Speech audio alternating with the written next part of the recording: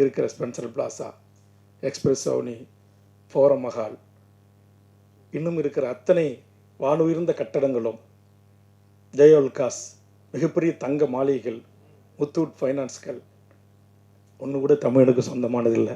எங்கள் பச்சை தமிழ் விஜி சந்தோஷ் போன்றவர்களுக்கு இல்லை.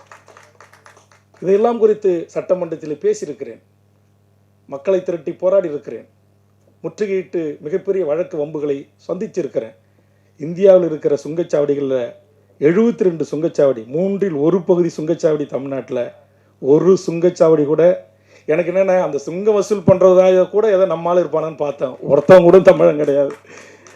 ஆனால் இங்கே இருக்கிற பொதுமக்கள் யாராவது ஏன்பா 2வது முறை ஸ்கேன் பண்ணி எடுத்துகிட்ட பணத்தை, ஒரு அடிப்படை வசதியில் குடிநீர் இல்லை, சாலை இல்லை, மின்வசதி இல்லை, ரெக்கவரி வண்டி இல்லை, ஒரு ஆம்புலன்ஸ் இல்லை, ஒரு கழிவறைகள் இல்லை, தேசிய நெடுஞ்சாலை பயணிக்கிற அளவுக்கு ஓய்வு இல்லங்கள் இல்லைன்னு யாராச்சும் ஒரு வழக்கறிஞரோ ஒரு தமிழனோ இல்லை நம்முடைய ஏடிஎஸ்பி மாரி எஸ்பி மாரி அதிகாரிகள் மப்டியில் போய் கேட்டாங்கன்னா, நீ எஸ்பியாக இருந்தாலும் யாராக இருந்தாலும் அடி தான் ஃபஸ்ட்டு. ஆனால் சுங்கச்சாவடி முதலாளிகள் பூரா வடநாட்டுக்காரன், சுங்கச்சாவடி முதலாளிகளுக்கு அடியால் பூரா நம்மாள். கொடுமை.